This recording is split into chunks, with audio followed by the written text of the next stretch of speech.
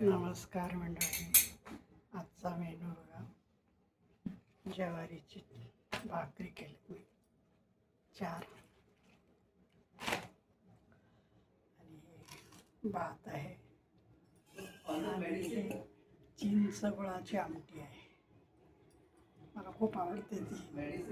आणि दही आहे आणि स्पेशल म्हणजे आज आहे भज्जी.